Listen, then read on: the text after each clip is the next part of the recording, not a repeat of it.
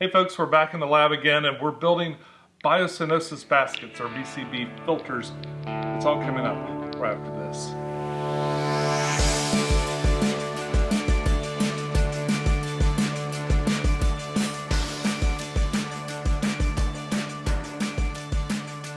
Hey folks, this is Pecktec, and today as I mentioned before, we're building these baskets. Now, exactly what these baskets do and how they work, probably a better explanation might be to watch at least some of the video that I shot last week. It's an interview with Dr. Kevin Novak. He's a person that's been, I guess he sort of is the pioneer of Anoxic filtration. He's discovered a couple of things that kind of make filters work a little bit better, or a little other options for filters to make them more efficient, especially when it comes to disintegrating nitrates. His thoughts and views on the way the filtration should work kind of stem from koi ponds and stuff like that. In fact, one of the filters I'm going to make, I would like to go in my pond. Right now there's actually nothing, no fish in it at all.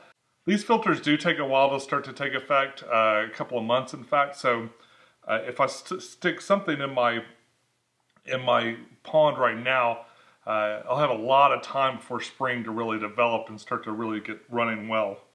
One thing I noticed in Dr. Novak's videos and many other people that have posted videos kind of mimicking some of the techniques that he's done in making these filters is that they were all quite large.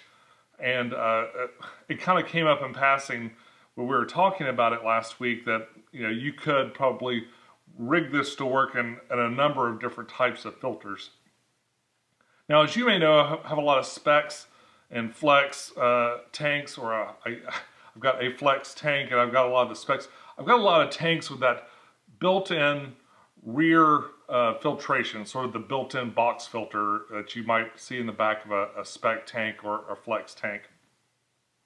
Or even the hydro tanks. I've got two hydro tanks like that too. And I would like to build many versions of these filters that I've seen, like tiny versions of these filters, to go in little compartments in the back and just see if they'll help. Now, I've got a couple of tanks that I had in mind for this. Some of them have had some big problems. Others haven't had problems yet, but I kind of like to stem the tide if I could. I've noticed this kind of up and down pattern with a lot of the aquariums that I build. They'll look great for a long period of time, and then suddenly it'll hit this weird spike in nutrients or something, and the algae just kind of grows out of control, and then suddenly it looks really terrible. Most of the time I can bring a tank back from the brink.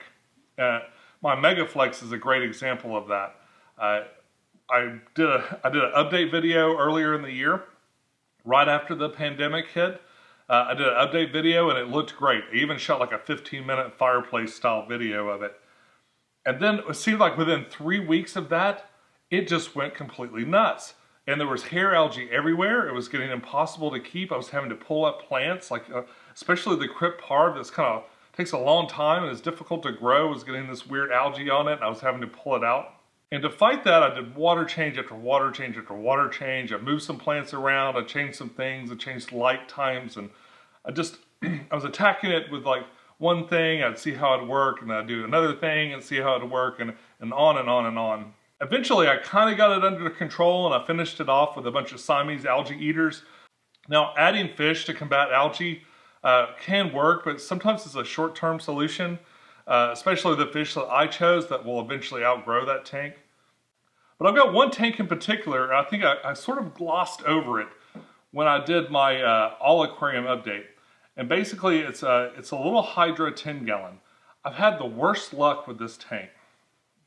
I set it up, and it looked pretty good for a while. But then when it started to go downhill, it really went downhill. And I rescaped it, I pulled everything out basically and redid it again. And I still had a huge problem. And then recently, when I did the sandy caps video, I got an idea. I was like, well, maybe I should just put a ton of sand on it and see. And I didn't do anything at first. But then I decided, what the heck? And I put maybe a 3-inch cap on top of all the substrate in there. But unfortunately, it did nothing to fix the algae. And I know that this is something maybe if I waited maybe it would get better, maybe it would get better. But I thought, in addition to the sandy cap that I put on top, what if I included one of these in the back? So that tank is definitely getting one of these baskets. I'll probably put one in the Flex too, and I might put one in the new Hydra 25-gallon tank upstairs. And I'd definitely like to put one of these in the pond. But I've got one other tank, and that's the tank I built for the Scraping with Scraps challenge. God, that's hard to say. That 10-gallon tank that's got my gobies in it now. It's mostly gobies now. I've got one yo-yo loach. I've got about 5 gobies in there, which are hilarious to watch. And I've got one female Endler. This is the tank that I put the sand cap on also on the Sandy Caps video. And nothing has deterred the algae that's in there. Now I'll feed a lot of protein heavy food for the gobies because that's what they eat. And there's nothing in there that eats algae. I'm scared to really put any shrimp in there at all. I think an adult mono shrimp would probably do well, but I only have a couple and I don't want to rehome them. I like them where they are. And new Amano shrimp that I can bring home from the store are also small. I haven't seen, there's no place in town selling like mature Amano shrimp that these little gobies couldn't just rip apart. And I'm sure at the very least they would attack them. So it uses an aqua clear filter, and I thought it would be interesting to make one of these for the aqua clear filter as well. Okay, but how does it work? Well, I'm not going to go into too much of the science, but basically it uses primarily cat litter, which is a baked clay. It's a baked clay, non-clumping, unscented, plain clay cat litter. The brand I'm using is Special Kitty. It is available at Walmart or online. There are other options if you can't find the cat litter, and in fact the cat litter that I got seems a little bit more granule than the stuff that was around just a few years ago. The other component of this is a source of iron. In the original videos that Dr. Novak did, he used an iron source, and it was laterite. Yeah, he used laterite. And then as time went on, laterite became kind of hard to find because it used to be sold quite commonly as a substrate for plants. Laterite became hard to find, and then they started using I think it was Flourish Iron, which I tend to use Flourish Dark, and it's just a red version of the Flourish stuff, like I use quite a lot. Something I think you could probably also use is Mexican pottery clay. This you can get it at craft stores and stuff. It has an extremely high iron content. That's what gives it the red color. And I bought this originally when I did my dirted tank, my dirted 55-gallon tank a while back. And I got the idea, of course, for using this from Dustin's fish tanks.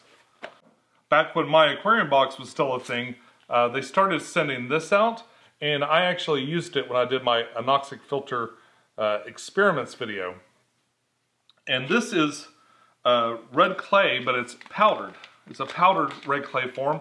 Makes it a little bit easier to deal with, and we're going to use this today as sort of an iron source. Now the reason you have the source of iron in there is because the bacteria that you want to feed and seed inside of this stuff, they really love that iron as a food source. So it's sort of, it's the food source for the bacteria that you're going to put in there, that you're going to try to attract and grow inside of this filter.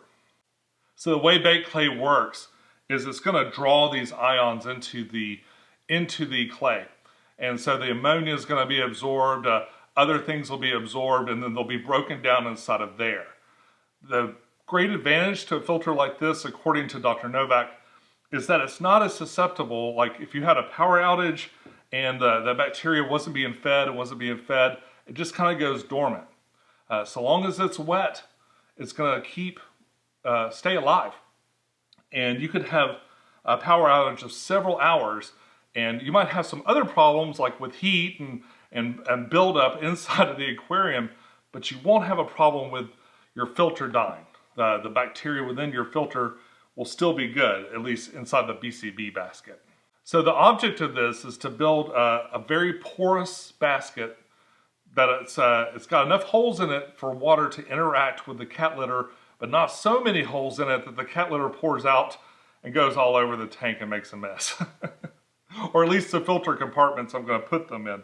Probably the most common version of these filters that I've seen, like where people have built their own, they've gone to like a cross-stitch place, like a Joann's Fabric or some other kind of hobby store, and they get these little cross-stitch meshes. You can cut these into all kinds of shapes. You can use fishing line to construct your own versions of these baskets. I've made this little tiny one. I made one. Stitching this was terrible.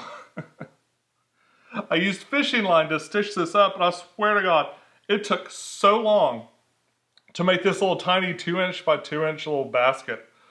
But I did want to do one like this because I couldn't find something that seemed appropriate. I got some stuff that was sort of close, but I couldn't find anything that seemed really appropriate to use for the aqua clear. So for the aqua clear, I made a little 2" by 2", roughly 2" by 2" basket. And we'll look at this more in a second. If you go to the grocery store, you'll find all kinds of options. I wanted a small plastic container that would fit, especially in my tanks with the back filter area. The plan is to put this, for this to work right, what needs to happen is the water needs to flow all the way around it, right? It needs to be able to flow all the way around it and interact with those porous holes that contain the cat litter. What you don't want is for this filter to be in a place where the water's forced through it. You don't want the water to be have no other way to go but through this filter. Otherwise, it'll eventually get clogged. If you have a pre-filter someplace, if this is somewhere after your pre-filter and the water can just kind of flow around it and only interact with it as it kind of passes by, this will never clog and you'll never have to change it out. So I took a little field trip to the grocery store the other day and started looking at candy. I was immediately drawn to these little candy boxes like this one. And I guess the only thing to do now is to go ahead and empty these boxes. We got some Tic Tacs.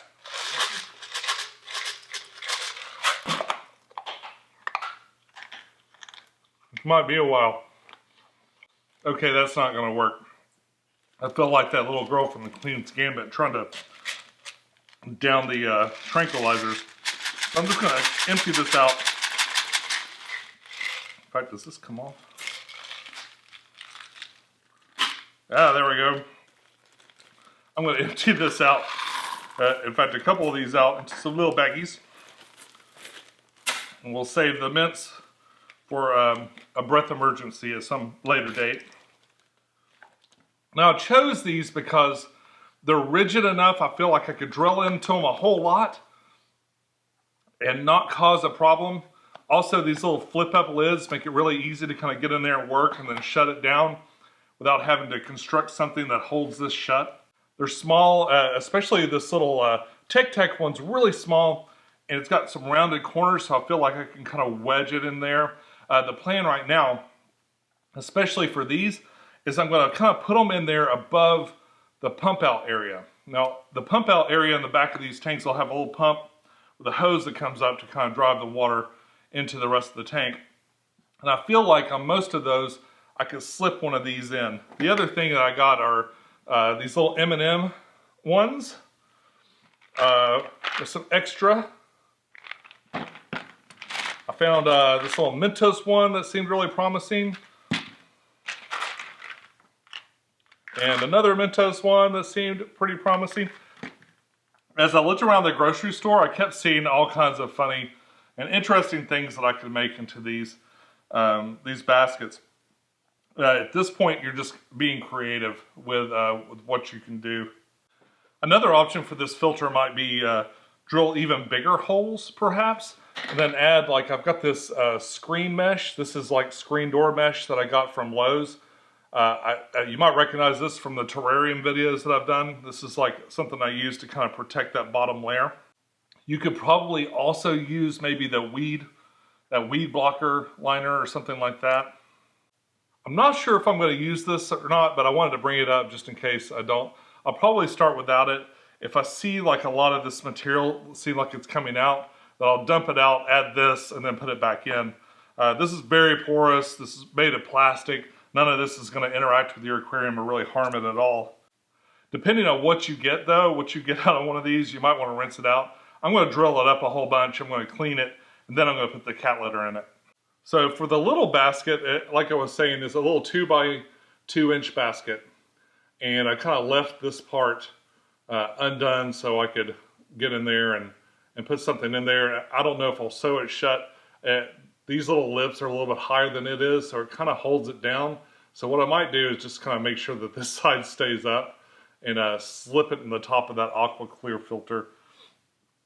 And it's stitched together with fishing line, or monofilament line, just like you would put together one of those crappy little Boy Scout leather wallet projects, which is exactly what it felt like when I was making it.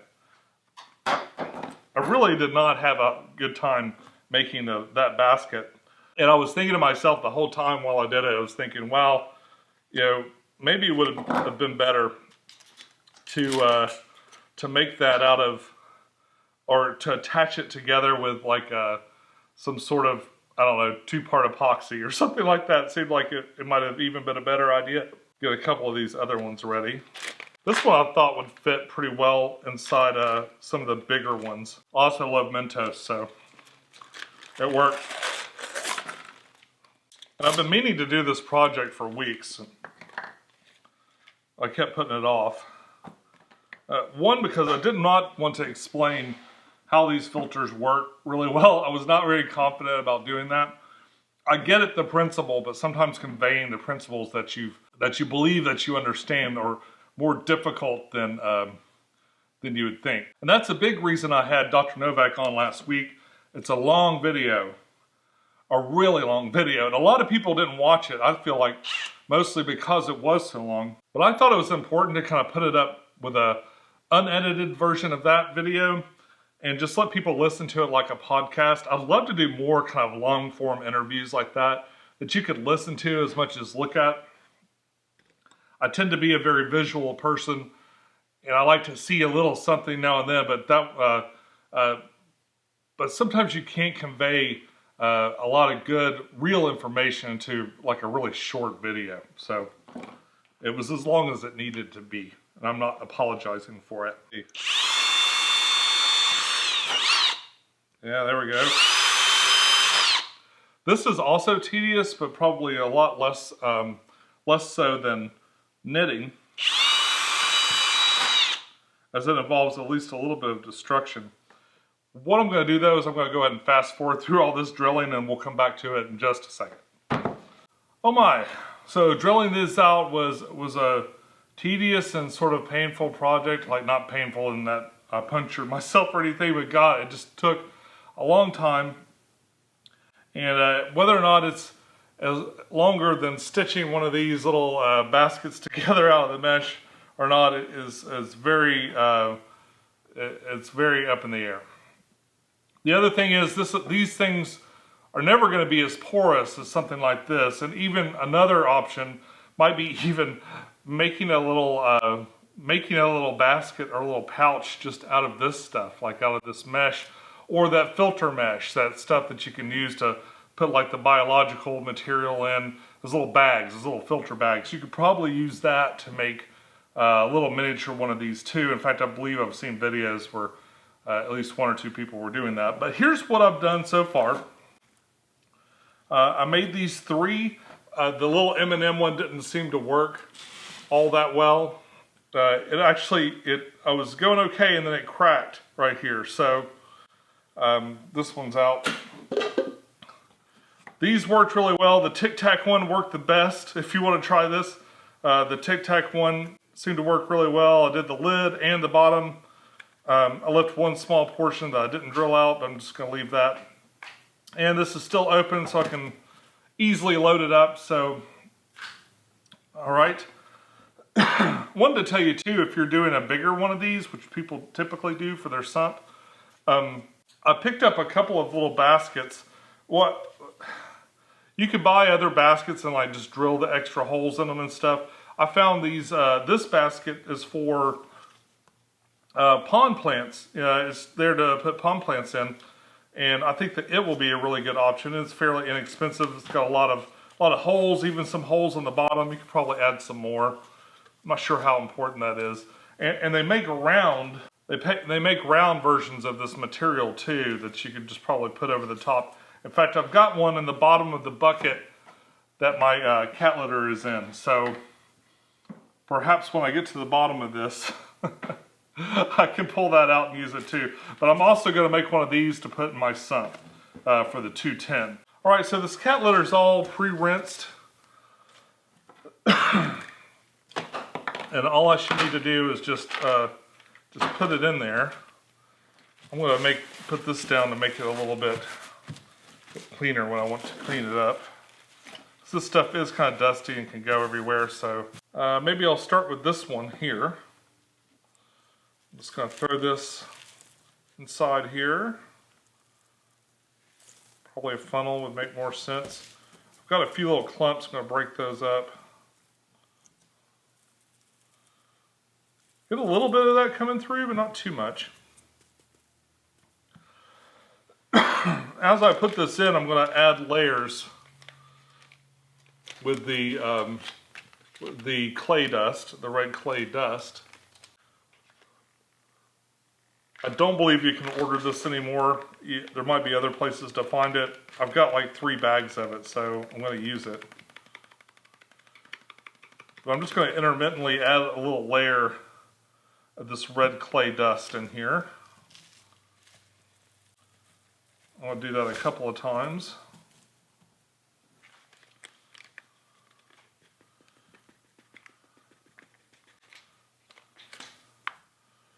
We get it all the way filled to the top. In fact, I'll just top it off now.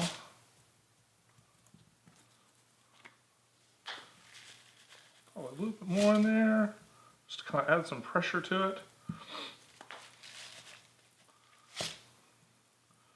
All right, and of course I already rinsed all of this out. When I redid the 20 gallon, this is the leftovers from that. All right, and there's our first one. It's letting a fair amount of the smaller particles out, but I think once it gets wet, it'll probably be a little less, do a little less. Okay, so there's one, and we'll go ahead and do the Tic Tacs. Let's say this part goes much faster than drilling did.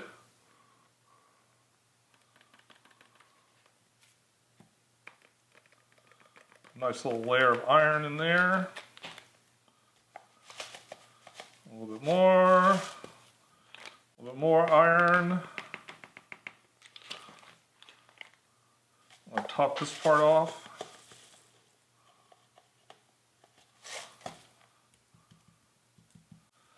Go ahead and stick this back on. Pop the auxiliary little hole right there. Got a clump. Put that in there. Seal that up. And there's number 2 ready to go. All right, now we got our last 2 of these little baskets. We got this little thing, the tiniest one. And not just kind of like randomly inside of here.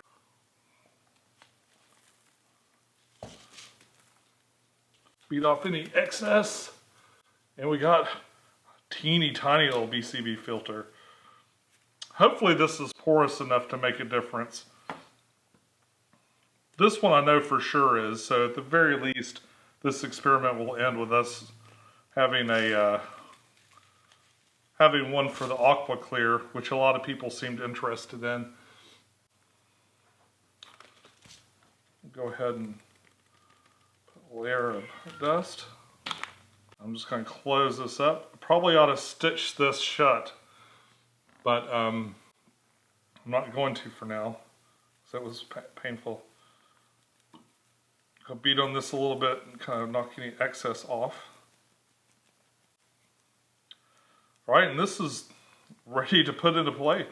I think what I'm going to do is I'm going to put a little bit on the bottom, just to keep it from like pouring out the bottom before it gets real compact in there.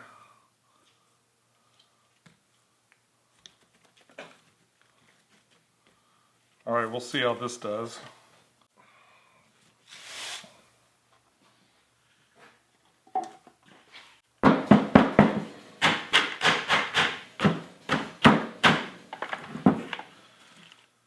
Put our initial layer in. We're going to add the clay. I'll dump some more in there. All right. I'll break up any chunks that have developed. Some more clay in there. Another dump.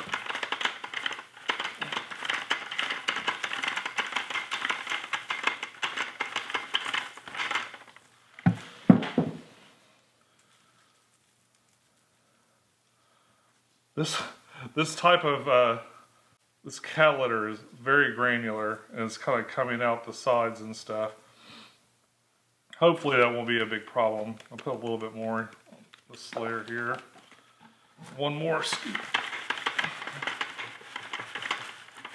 And like I was saying before, I'm going to get one of those round versions of that and put it over the top of this, and this will go in my sump.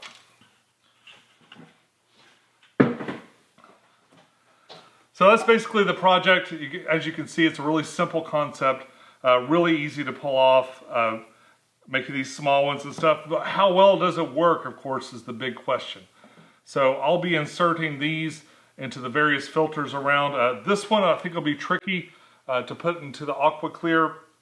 I'm going to have to do it. I purposely made it smaller than that little compartment, so hopefully the water is going to go up through the sponge and the bottom of the aqua clear. I'm going to take out a portion of the ceramic biological stuff and replace part of that with this. So this is going to sit right on top. The water is going to come up from there, kind of soak into this as it goes out. And hopefully that will do something or another. And I'll probably wrap up this video just by inserting these into the different places they're going to go.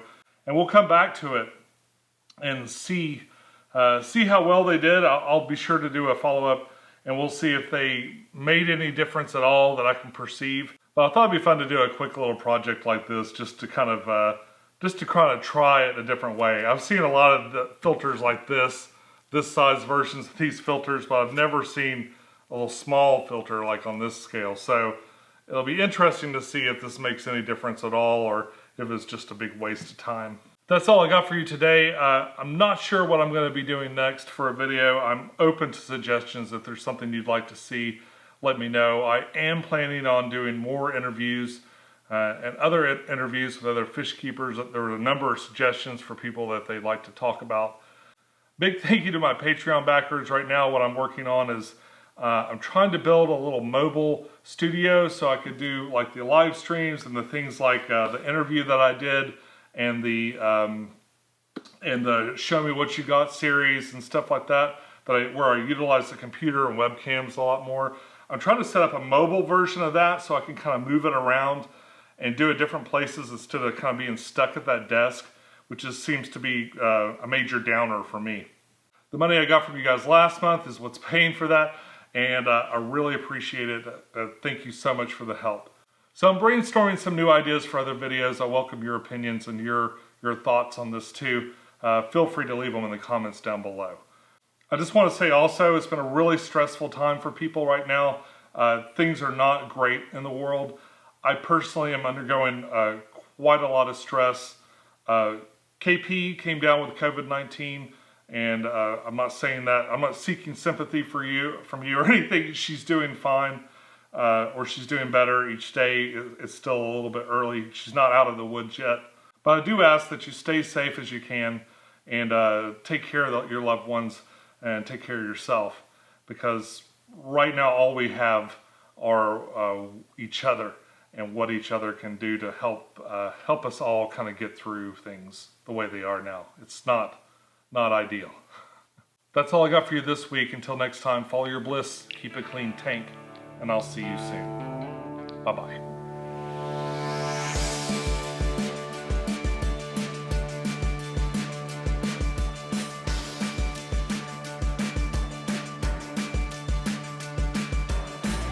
In the original videos that Dr.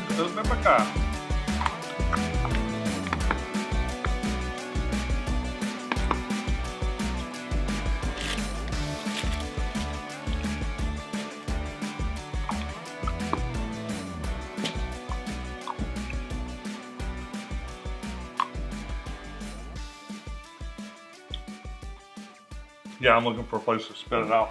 Ugh.